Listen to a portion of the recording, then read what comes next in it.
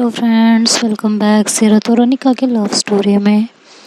पिछले एपिसोड में आप लोगों ने सुना था कि जो है सीरत बहुत गुस्से में घर से निकल जाती है और जब ऑफिस पहुंचती है तो देखती है कि वहाँ उसकी मॉम आई होती है, तो वो मॉम के गले लग जाती है। फिर थोड़ी देर बाद जो है पता चलता है कि उसके डैड और रिहान भी आया होता है, जिसे देख के जो है वो बहुत परेशान होती है और उसके डैड बोलते हैं मैं तुम्हें अभी भी कह रहा हूँ, लास्ट चांस दे रहा हूँ, तुम चाहो अगर तो तुम इसको छोड़ के और घर वापस आ सकती हो। तो इस बात पे सीरत की काफ़ी बहस होती है। तभी रिहान बीच में अनिका के बारे में कुछ उल्टा सीधा बोलने लगता है और सीरत का खून खौल जाता है और वो रिहान को बिना कुछ सोचे समझे मारने लगती है। वो उसे बहुत बुरी तरह मारने लगती है। तो ये सब देख के जब वो किसी के कंट्रोल में नहीं आ रही होती तो ये सब देख के जो है आंटी अनिका को फ़ोन कर देती हैं। वो कहती हैं कि बेटा तुम जल्दी से ना ऑफिस आ जाओ, सीरत बहुत मार रही है रिहान को, ऐसा ना हो ये कुछ गलत कर बैठे। तो अनिका बहुत घबरा जाती है और कहती है जी आंटी बस मैं अभी आई, जी मम्मी मैं आ रही हूँ, आप टेंशन मत लीजिए। और ये कह के वो अपने गाड़ी की कीज़ उठाती है और वहाँ से सीधे भागती है। तो उसकी मॉम और राहुल पीछे से चिल्लाते हैं कि अनिका कहाँ जा रही हो, बात तो सुनो, बता के तो जाओ। लेकिन अनिका कोई जवाब नहीं देती और वहाँ से सीधा उसके ऑफिस के लिए निकल जाती है। उसके ऑफिस के लिए जब वो निकलती है तो रास्ते में काफ़ी कुछ सोचते हुए काफ़ी कुछ उसके दिमाग में चल रहा होता है कि आखिर ऐसा क्या हुआ है जो सीरत इतनी परेशान है, किस बात का गुस्सा है उसे, क्या उसके दिमाग में चल रहा है, क्या उसकी लाइफ में प्रॉब्लम्स चल रहे हैं जो वो मुझे भी शेयर नहीं कर रही है। सुबह पापा से बात की, फिर मम्मी से बात हुई, वो भी बंद कमरे में जहाँ मम्मी उसे देखना भी पसंद नहीं करती हैं। आखिर चल क्या रहा है ये सब, मुझे तो कुछ समझ में नहीं आ रहा यार, मैं क्या करूँ, कैसे समझाऊँ। और ये लड़की का गुस्सा कंट्रोल ही नहीं होता इसको बिल्कुल भी। बस हाथ उठाने की देर होती है, जहाँ मन करता है हाथ उठाने लगती है। हर बात लड़ाई झगड़े से नहीं सुलझाई जाती, इसको कितनी बार समझाया है लेकिन इसे समझ में ही नहीं आता। तो ऐसे काफ़ी जो है मन में सोचती हुई और ड्राइविंग करते हुए जाती है। बहुत स्पीड में गाड़ी चला रही होती है वो और कुछ ही देर में जो है वो उसके ऑफिस में पहुंच जाते हैं। इधर जो है राहुल अनिका की मॉम से कहता है कि देखा आपने, मैं आपको पहले भी कह रहा था ना कि इसको पूछ के जाना चाहिए, बता के जाना चाहिए, लेकिन नहीं, ऐसे भागती है जैसे पता नहीं क्या ही कौन सा बिजनेस चल रहा है इसका। तो उसकी मॉम बोलती है कि पता नहीं क्या हो गया इस लड़की को, खैर तुमने कुछ सोचा? तो राहुल कहता है किस बारे में? तो आंटी कहती है कि मैंने तुम्हें यहाँ किस लिए बुलाया था, ज़रा मुझे ये बताना, तुम अभी तुम मुझसे पूछ रहे हो किस बारे में? हाँ।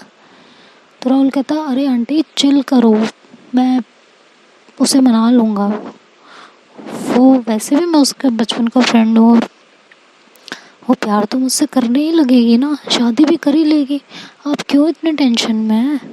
तो उसकी मॉम कहती है तुम नहीं समझोगे, उसको मनाना इतना आसान नहीं है, तुम्हें क्यों नहीं समझ में आ रही मेरी बात? तो राहुल कहता है आंटी ऐसा है क्या, उसकी लाइफ में कोई और है क्या, कोई और लड़का है? तो आंटी बोलती है कि ऐसे झल्ला के और एकदम से उनके मुंह से निकल जाता है कोई लड़का नहीं, उसकी लाइफ में लड़की है। तो ऐसे जो है उनके मुंह से एकदम से सडनली निकल जाता है, जैसे सुन के जो है राहुल एकदम शॉक्ड हो जाता है और कहता है क्या लड़की है मतलब?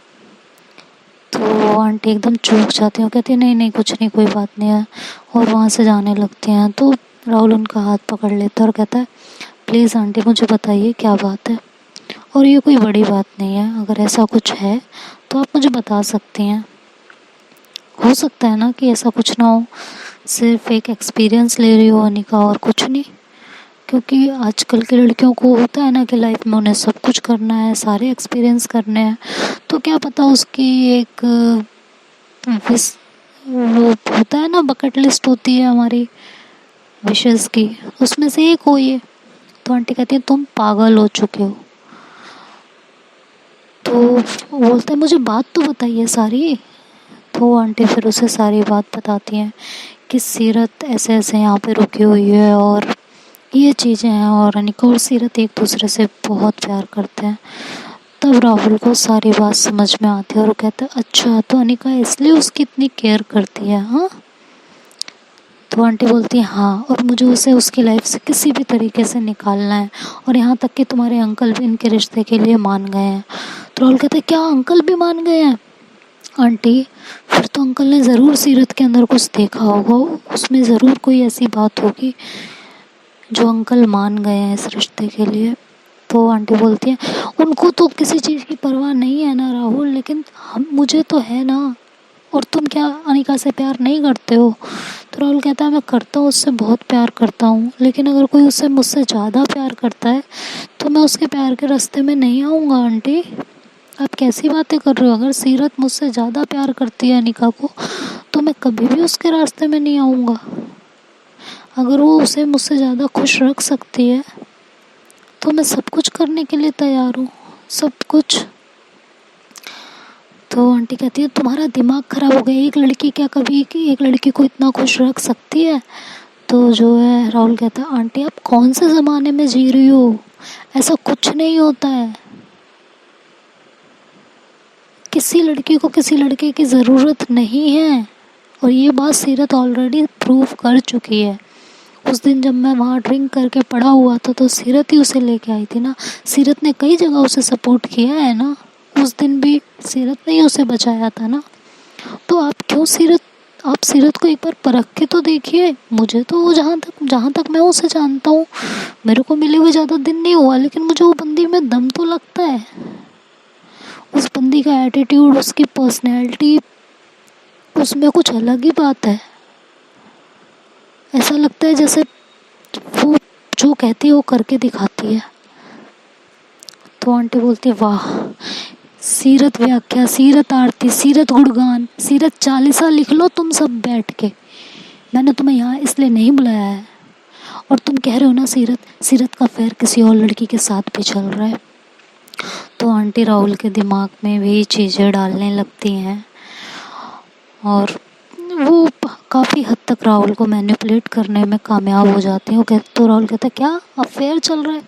तो कहती हाँ, अगर वो सिर्फ अनिका की होती तो एक बार को मैं सोचती समझती इस चीज़ को, लेकिन आज ही ऐसा हुआ था, ऐसे फ़ोन आया था, उस लड़की ने पैसे की डिमांड की है, और तभी वहाँ रिहाना डोरबेल बजा देती है। तो आंटी कहती है 1 मिनट रुको मैं देखती हूँ कौन आया है। तो वो डोर ओपन करने चली जाती हैं। इधर अनिका भी जो है सीरत के ऑफिस में पहुंच जाती है, और जैसे ही ऑफिस में पहुंचती है तो पूछती है सीरत कहाँ है। तो वहाँ जो रिसेप्शनिस्ट होती है वो बोलती है सीरत अपने कैबिन में है। तो कहती है मैं जा रही हूँ। तो कहती है नहीं, अभी उनके पेरेंट्स आए हुए हैं। कहती है जस्ट शट अप, ओके? तुम्हें पता नहीं है क्या कि मैं कौन हूँ? समझ नहीं आता तुम्हें? 10 बार बुलवाना पड़ेगा क्या सीरत को बाहर? पिछली बार भी तुमने यही किया था। तो वो ऐसे उस पर चिल्ला पड़ती है। तो कहती है सॉरी मैम, जाइए आप अंदर। तो उसको ऐसे अंदर भेज देती है, और जब अनिका जो है अंदर आती है तो देखती है कि सीरत तब तक उसे मार रही होती है, मतलब मारते मारते उसके हाथों में स्वेलिंग आ जाती है, और वो किसी के कंट्रोल में नहीं आ रही होती। सब उसको पकड़ रहे होते हैं, बिठा रहे होते हैं, और वो बैठती है सीरत और फिर उठती है और फिर मारती है, फिर बैठती है फिर उठती है फिर मारती है, मतलब उसे कोई कंट्रोल ही नहीं कर पा रहा होता। तभी अनिका वहाँ पहुँचती है और सीरत को कहती है सीरत क्या कर रही हो यार, ये तुम पागल हो गई हो क्या?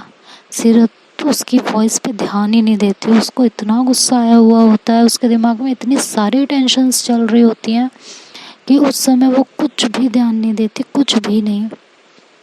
तो अनिका एकदम से जो है जब उसे मार रही होती है तो अनिका जाके उसका हाथ पकड़ लेती है और उसे पीछे करती, कहती पागल हो गई हो क्या? हाँ, जान ले लोगी क्या? भाई है तुम्हारा, समझ में नहीं आता?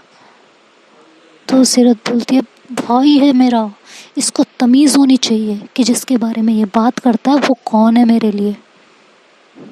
इसको तमीज़ नहीं है? हाँ? तो अनिका बोलती है मैं कह रही हूँ ना अभी शांत रहो। तो कहती है अनिका तुम प्लीज़ बीच में से हट जाओ, और तुम्हें यहाँ बुलाया किसने, मुझे ये बताओ पहले तुम। तो अनिका बोलती किसी ने भी बुलाया हो, लेकिन मैं अभी तुम्हें बोल रही हूँ ना शांत हो जाओ। हाँ? और वो ऑफिस के स्टाफ को बोलती है आप लोग जाइए अपने अपने कैबिन में। तो कहते हैं मैंने कहा ना जाइए आप लोग अपने अपने कैबिन में।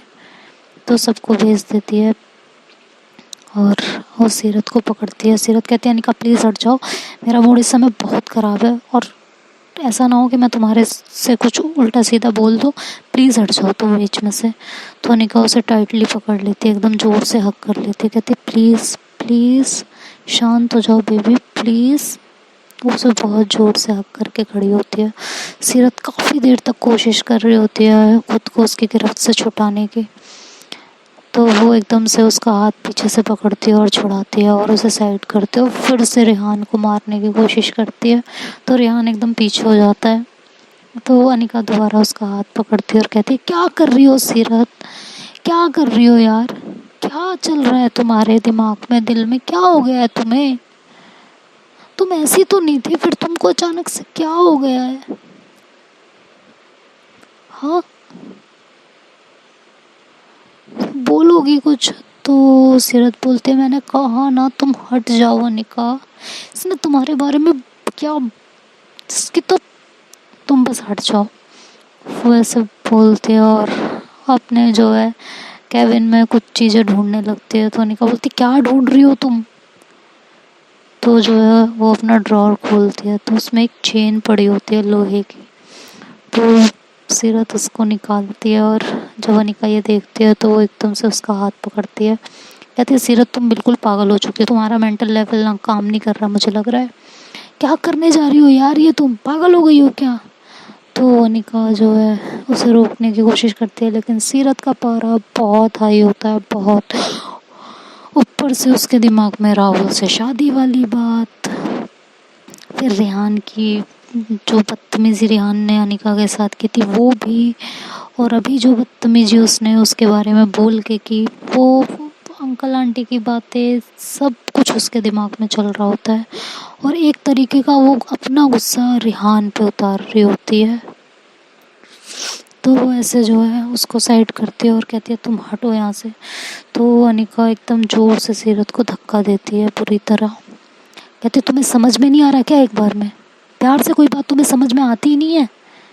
हाँ तो सीरत उसकी बात इग्नोर करती है और फिर से आगे बढ़ती है। तो अनिका ऐसे मतलब उसके शोल्डर्स पे हाथ रखती है ज़ोर से और उसे दीवार के सहारे लगाती है, कहती है बस यहीं खड़ी रहो, बोला ना यहाँ से नहीं हिलोगी तुम, बिल्कुल नहीं हिलोगी, मैंने बोल दिया तो बोल दिया, और अगर तुमने ऐसा कुछ भी किया तो आगे जो भी होगा उसकी जिम्मेदार तुम खुद होगी सीरत, मैं तुम्हें बता रही हूँ।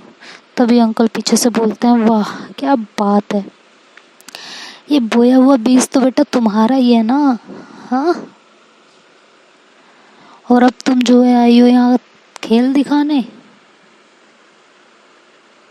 मेरी बेटी का दिमाग तुमने खराब कर दिया, हमारे घर में फूट डलवा दी, मेरी बेटी को मुझसे अलग कर दिया।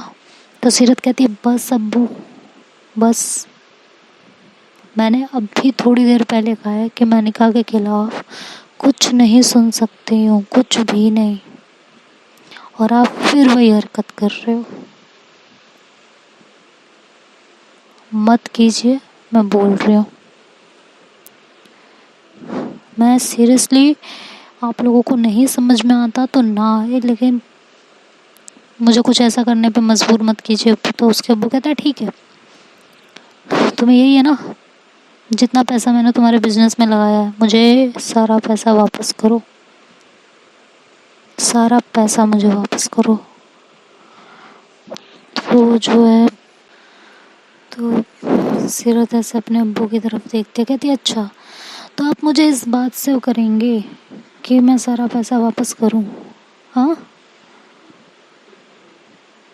तो वो उसके अब्बू बोलते हैं हाँ बिल्कुल करूँगा। तो सीरत कहती है ठीक है, जब आप बाप होने का फ़र्ज़ अदा नहीं कर सकते हो तो मैं बेटी बन के क्यों दिखाऊं, बार बार क्यों दिखाऊं मैं इस चीज़ को, क्यों करूं। आपने मुझे पैसा दे के कोई एहसान नहीं किया है, बाप थे आप मेरे, ज़रूरत पड़ने पे आपको ही देना था, मैं कहीं और नहीं जाती मांगने के लिए। तो उसके अब्बू कहते हैं वाह बेटा वाह क्या बात है, तुम तो बोलने की तमीज़ भी भूल गई हो। तो सीरत बोलती है, जब आप बड़े हो गए अपनी बेटी की इज्जत करना भूल गए अपनी बेटी की इज्जत करना भूल गए, तो मैं कब तक आपकी इज्जत करती रहूँगी? आप मेरे प्यार की बेइज्जती मेरे सामने करो। हाँ, अपने ये क्या कहते हैं इसे, कुल का दीपक, हाँ यही यही बोलते हो आप इसे ना, इसको लाके इससे बेइज्जती करवाओ, मेरी बेइज्जती करो मेरे ऐसे टाइम पे जब मुझे सबसे ज़्यादा ज़रूरत आपकी है, तब आप मुझे अकेला छोड़ दो और अब आप मेरे से ये बातें कर रहे हैं। सीरियसली अप्पू, पैसे चाहिए ना आपको? 1 हफ्ते के अंदर मैं आपके सारे पैसे दे दूँगी, 1 हफ्ते के अंदर, समझ आया आपको? अब आप यहाँ से निकलिए। और वैसे भी उस दिन आपने कहा था ना कि आपका मेरे साथ कोई रिश्ता नहीं है, आज मैं कह रही हूँ, जो अनिका की इज्जत नहीं करेगा उसके साथ मेरा कोई रिश्ता नहीं है, कोई भी रिश्ता नहीं है। तो रेहान बोलता है, आप बहुत बड़ी गलती कर रहे हो सीरत अप्पी। तो सीरत को फिर से गुस्सा आता है और कहती है, तू चुप रहेगा या नहीं रहेगा? तेरा दिमाग खराब है ना शायद, तुझे तो मैं अभी बताती हूँ। कहकर वो फिर से आगे बढ़ने की कोशिश करते हैं, लेकिन अनिका उसे पकड़ के और दीवार से लगा के खड़ी होती है, बिल्कुल भी उसे नहीं छोड़ रही होती 1 मिनट के लिए भी। वो उसे जोर से दीवार से फिर से लगाती है, कहती है, नहीं सीरत नहीं, तुम्हें मेरी कसम है, तुम हाथ नहीं उठाओगी, कहने दो जिसे जो कहना है।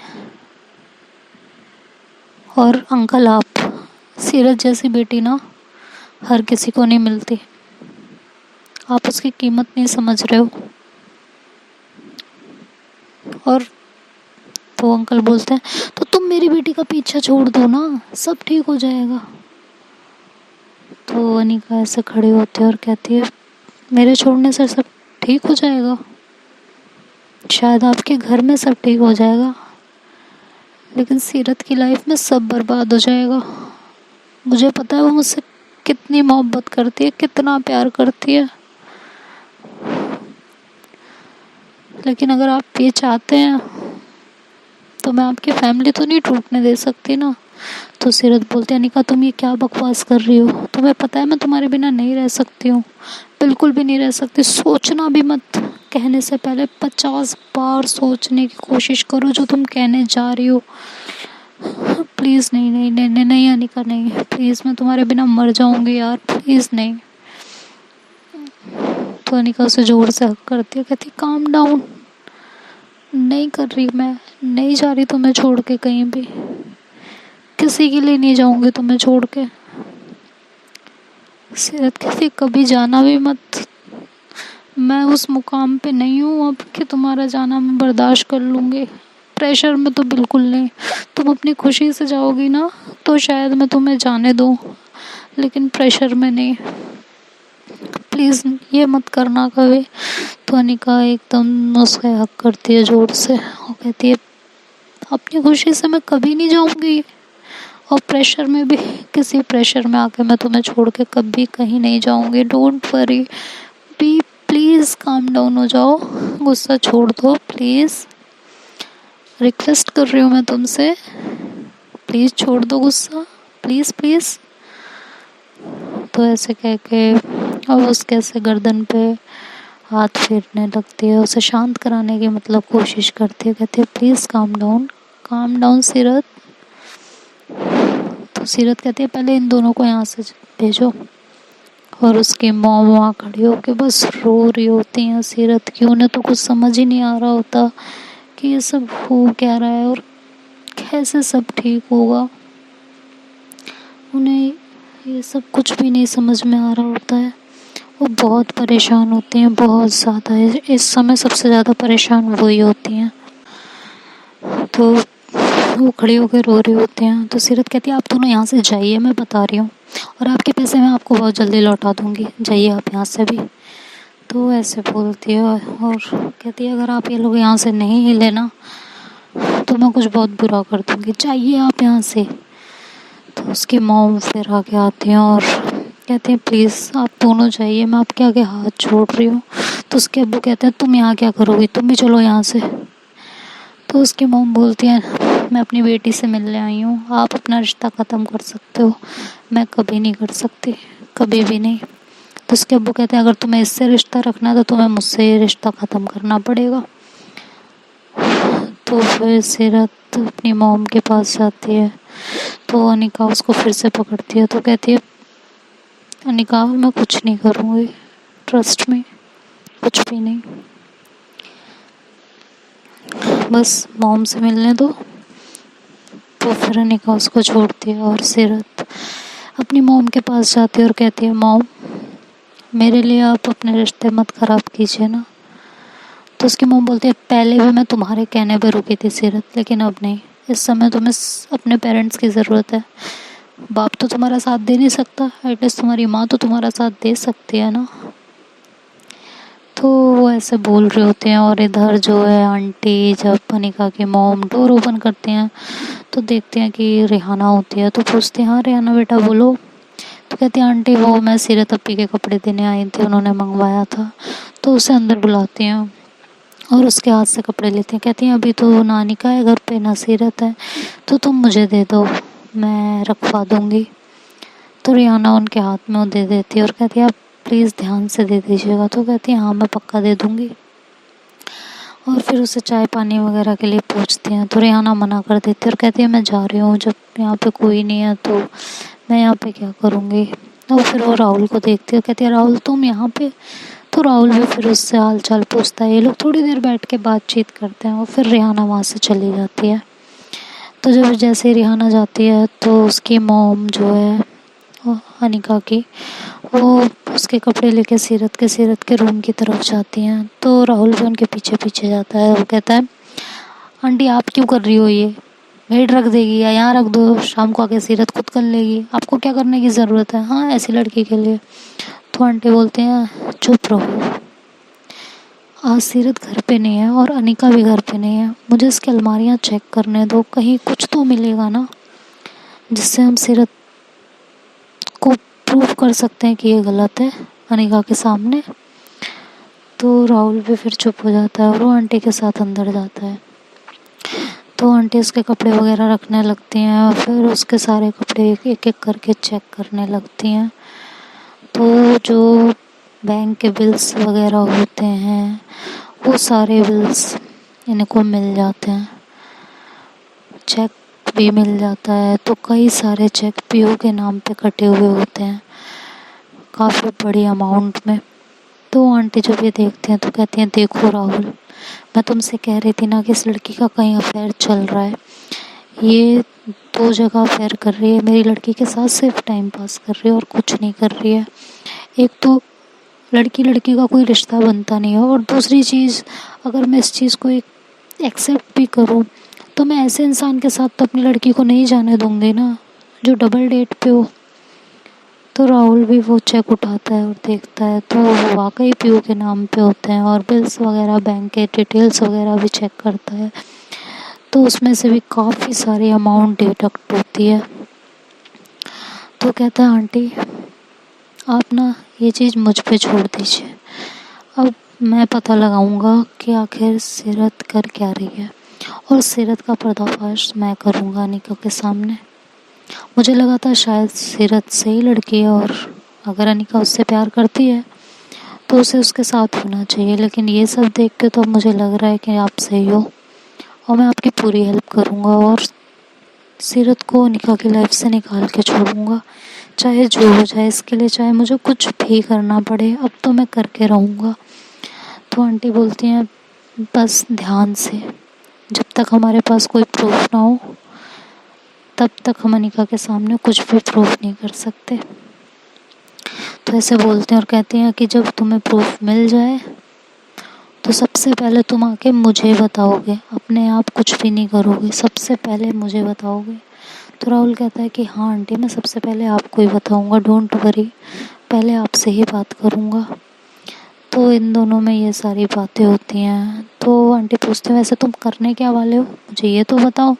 तो राहुल कहता है आंटी वो आप बस मुझ पे छोड़ दीजिए, मुझे क्या करना है कैसे करना है। तो वो बोलती हैं कि तुम अगर सीरत का पीछा करने वाले हो और खुद उसकी जासूसी करने वाले हो तो अनिका को शक हो जाएगा अगर तुम घर में नहीं रहोगे तो। अनिका का दिमाग बहुत तेज चलता है, ये बात तुम्हें भी पता है। वो कड़ी से कड़ी जोड़ के चीज़ों को एब्सॉर्ब करती है। तो राहुल कहता है वो मुझे पता है। तो आंटी बोलते हैं फिर क्या करने वाले हो तुम, बताओ तो सही। तो वो कहता है 2 मिनट आप रुकिए, मैं बताता हूँ। वो अपना फ़ोन निकालता है और किसी को फ़ोन करता है।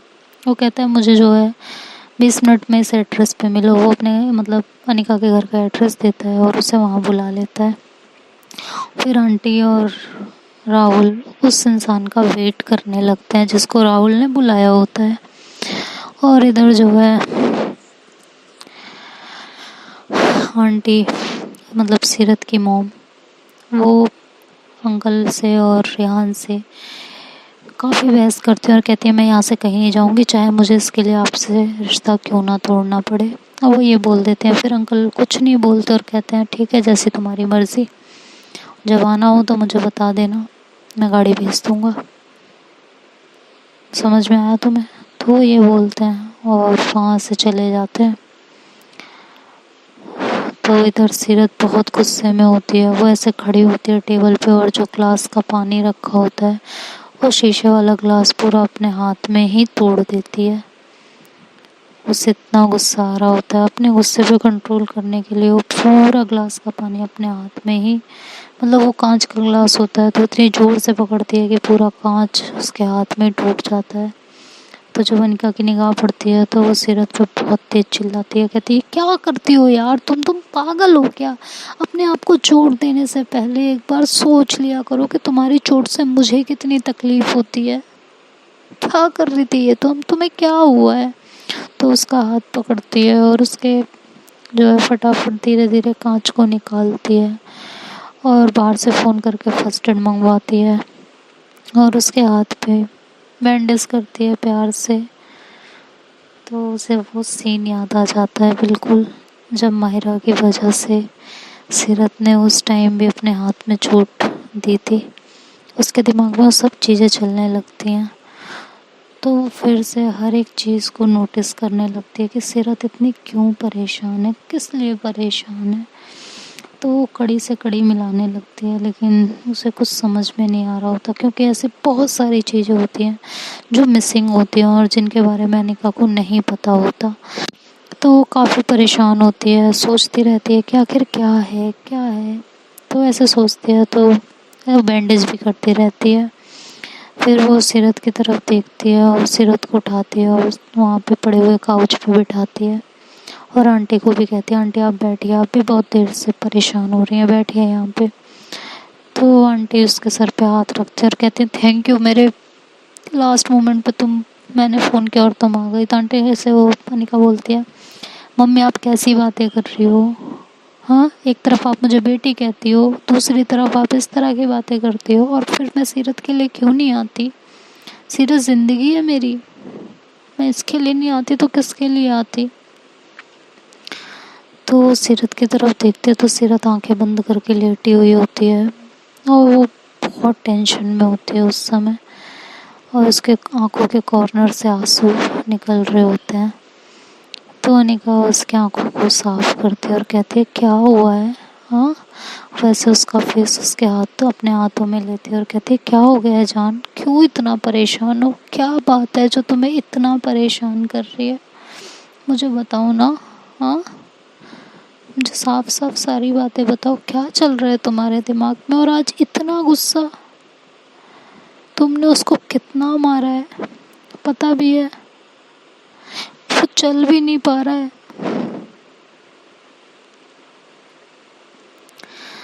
तो सीरत अभी भी तुम्हें उसी की पड़ी है ना? हाँ। तो अनिका बोलती है ऐसी बात नहीं है यार, मुझे उसकी नहीं पड़ी है, लेकिन तुम्हें भी तो तकलीफ होती है ना, भाई तो है ना वो तुम्हारा। हाँ, मुझे पता है तुम अपनी फैमिली से कितना प्यार करती हो, लेकिन क्यों फिर इतना गुस्सा किस बात का है? मत करो ना प्लीज़, मुझे बताओ ना क्या बात है, क्यों परेशान हो इतनी? तो सीरत इग्नोर करने लगती है और परेशान हो जाती है बहुत ज़्यादा और इधर उधर ऑफिस में घूमने लगती है और कहती है प्लीज़ मुझे अभी इस बारे में कोई बात नहीं। वो मतलब पैनिक सी होने लगती है। तो अनिका फिर उसे पकड़ती है और सोफे पे बिठाती है और कहती है काम डाउन, सबसे पहले सांस लो, ठीक है, तुम्हें नहीं बताना ना, मैं नहीं पूछ रही। I trust you. इस समय तुम्हें जो भी करना है करो, मैं तुमसे एक क्वेश्चन नहीं करूँगी, लेकिन जब वक्त आएगा तो तुम मुझे खुद बताओगी। प्रॉमिस करो। तो सीरत उससे प्रॉमिस करती कहती है मैं तुम्हें खुद बताऊँगी, लेकिन मैं तुमसे एक प्रॉमिस चाहती हूँ। तो अनिका बोलती है हाँ बोलो। कि मेरे बताने से पहले तुम्हारे सामने कोई भी बात आएगी तुम उस पर भरोसा नहीं करोगी। तो अनिका बोलती कोई कहने वाली बात है, मैं सिर्फ तुम पे भरोसा करती हूँ और तुम्हारी बात पे ही भरोसा करूँगी और किसी चीज़ पे भरोसा नहीं करूँगी। I promise you. बस तुम परेशान होना बंद करो प्लीज़। और उसे ऐसा ज़ोर से हक कर लेती है। तो सीरत भी उसे हक करती है और 2 मिनट के लिए दोनों अपनी आंखें बंद करके सिर्फ एक दूसरे में खो जाते हैं। सीरत को अनिका को हक करके इस समय बहुत सुकून मिल रहा होता है, बहुत ज़्यादा। तो आंटी कहती हैं कि मैं ना अभी बस 2 मिनट में आई। तो सीरत बोलती कहाँ जा रहे हो अम्मी, आप इस समय कहाँ जाओगे, बैठिए ना, मैं नहीं कर रही अब। तो वो कहती है नहीं नहीं ऐसी बात नहीं है, मुझे वॉशरूम जाना है, मैं वॉशरूम से होके आती हूँ और कॉफ़ी वगैरह लेनी है, जब से आई हूँ कुछ पिया नहीं है ना, और तुम लोगों के लिए भी कुछ लेके आती हूँ। कैंटीन में ही जा रही हूँ, कहीं नहीं जा रही, तुम दोनों बातें करो ठीक है। तो सीरत कहती है आप क्यों जाएंगी, मैं फ़ोन कर रही हूँ ना, प्योन ला के दे देगा। तो कहती नहीं बेटा मैं चली जाती हूँ, मैं थोड़ा सा जो है वॉक भी कर लूँगी इसी बहाने, मैं आती हूँ। ये कह के वो कैबिन से निकल जाती हैं। तो फिर अनिका सीरत की तरफ देखती है और उसका फेस अपने हाथों में लेती है, उसके फोरहेड पे किस करती है, कहती है काम डाउन मेरा बच्चा, क्यों इतना परेशान हो जाती हो। हाँ मत सोचो, जब जब वक्त आएगा ना तुम मुझे खुद बता देना ठीक है। और इधर राहुल ने जिसे बुलाया होता है वो भी आ चुका होता है। तो जब वो अंदर आता है तो आंटी पूछती है ये कौन है। तो राहुल उसके पीठ पे हाथ रखकर कहता है कि ये है मेरा दोस्त जिसकी जॉब है प्राइवेट डिटेक्टिव। एक्चुअली राहुल ने एक प्राइवेट डिटेक्टिव को बुलाया होता है जो कि उसका दोस्त भी होता है। तो देखते हैं दोस्तों अब कहानी में क्या ट्विस्ट आने वाला है, राहुल क्या गेम खेलेगा और कैसे खेलेगा, अनिका और सीरत एक रहेंगे या अलग हो जाएंगे, ये तो आगे आने वाले पार्ट में पता चलेगा। और ये सब जानने के लिए आप स्टोरी को सुनते रहिए, समझते रहिए और इनके प्यार को महसूस करते रहिए। वीडियो पसंद आए तो लाइक शेयर एंड सब्सक्राइब करना मत भूलिएगा। और सबसे बड़ी बात, मैं आज आप लोगों से सिर्फ एक बात शेयर करूँगी, अगर आप किसी से बेइंतहा प्यार करते हो तो उस पर भरोसा कीजिएगा। अपने प्यार को कभी कुछ ऐसा मत कहिएगा जिससे उसका दिल ही टूट जाए, उसका वजूद उसे खोखला लगने लगे। अपने प्यार पे भरोसा कीजिए और उसके जज्बातों की कदर कीजिए। बस इतना ही कहना चाहूँगी। बाकी मिलते हैं नेक्स्ट पार्ट में, तब तक के लिए बाय बाय, टेक केयर, खुदा हाफिज़।